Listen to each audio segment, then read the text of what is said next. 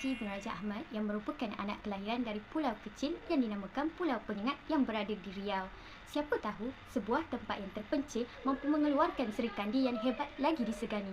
Semasa beliau kecil, beliau sentiasa dibawa ke Jakarta atas urusan pentadbiran.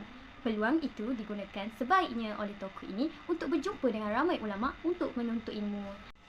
Bidang bahasa Melayu dan sejarah adalah bidang yang tidak asing ditakluki dan mahir oleh tokoh Raja Ali Haji. Beliau memiliki pengetahuan yang tinggi dalam bahasa Melayu, Arab dan hal ehwal agama.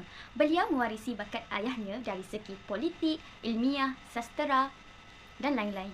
Raja Ali Haji ni adalah tokoh bahasa, kesusasteraan, sejarah, politik dan tokoh terulung agama. Tokoh terulung agamawan. Kurindan 12, Syair Abdul Muluk, Syair Suluh Pegawai dan Syair Sinar Germala Mustika Alam adalah karya-karyanya yang berteraskan agama Islam. Seterusnya, objektif kajian. Terdapat beberapa objektif dalam menjalankan kajian ini dan kajian akan dibuat berlandaskan objektif yang telah ditetapkan. Antaranya ialah: yang pertama, mengenal pasti latar belakang dan pendidikan tokoh falsafah Raja Ali Haji. Yang kedua, membincangkan tentang sumbangan Raja Ali Haji terhadap masyarakat Melayu. Yang ketiga, menghuraikan tentang sejarah perkembangan bahasa Melayu di tanah Melayu setelah kemunculan kitab yang ditulis oleh Raja Ali Haji. Skop kajian ini membincangkan tentang kebenaran asas pengajian bahasa Melayu yang dicipta oleh tokoh Raja Ali Haji. Pemfokusan kajian untuk melihat sumbangan tokoh dalam menempatkan bahasa Melayu yang diguna oleh beliau adalah ilmu yang sebenar, dan kajian ini penting untuk mengetahui sumbangan beliau dalam membangunkan bahasa Melayu. Untuk slide yang seterusnya iaitu metodologi kajian. Pekaji telah memilih pendekatan kuantitatif iaitu kajian perpustakaan.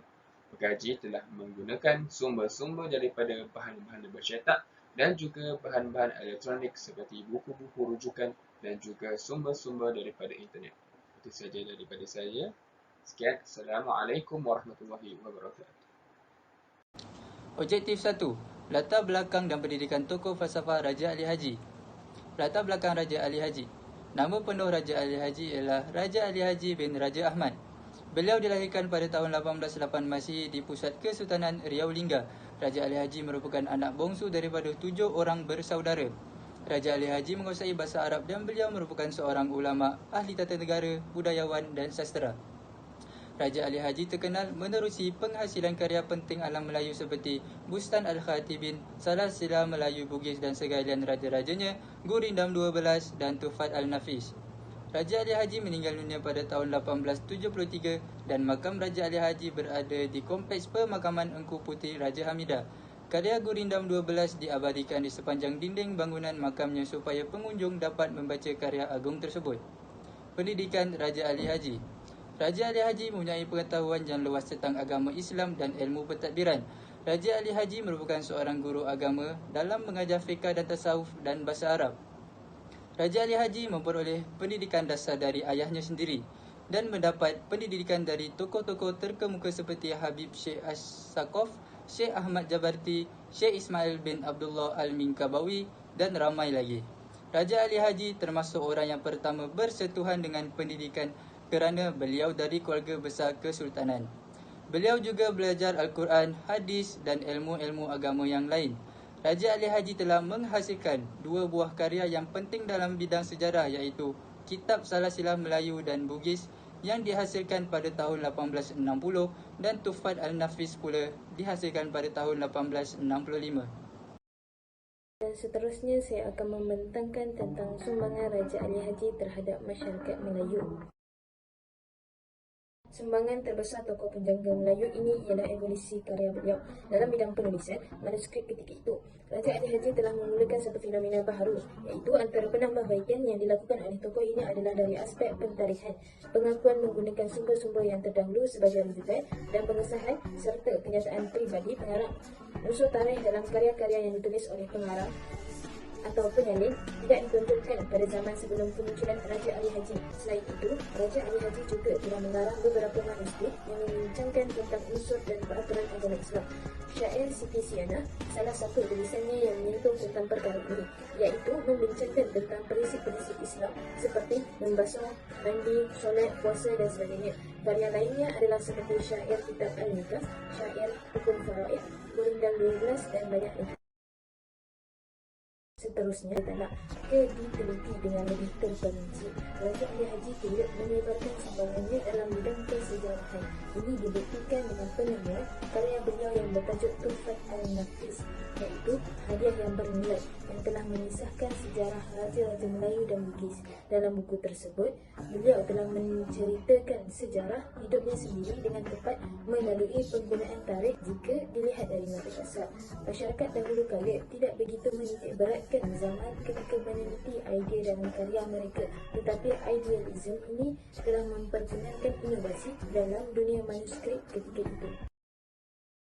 Seterusnya, dari aspek kebudayaan Melayu pula, Raja Ali Haji menggunakan karyanya sebagai medium kawalan sosial ke atas masyarakat pada masa itu.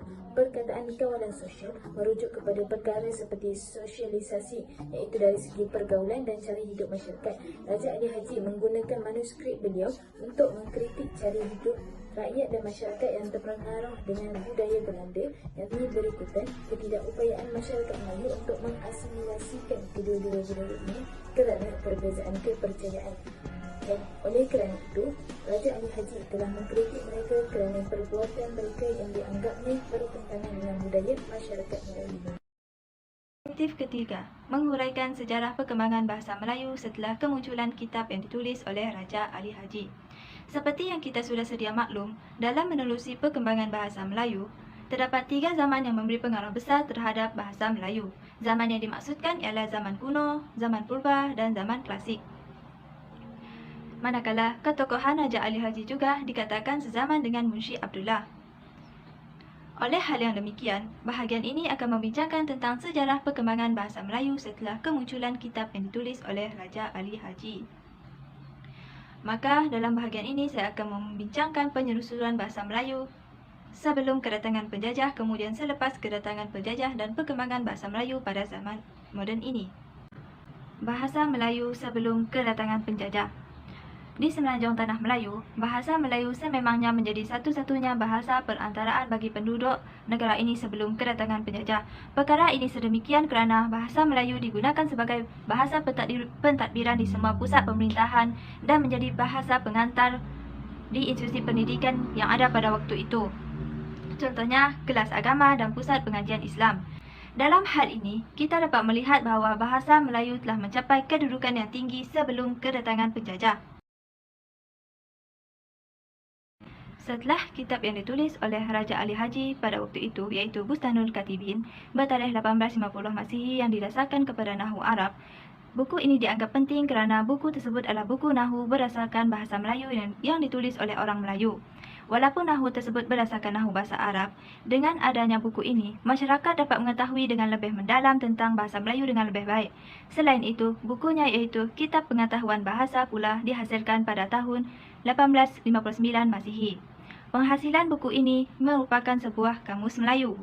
Bahagian awalnya membincangkan kamus Melayu secara ringkas dan sederhana, dan tidak semua abjad dalam kamus diakhiri dengan sebahagian perkataan ca.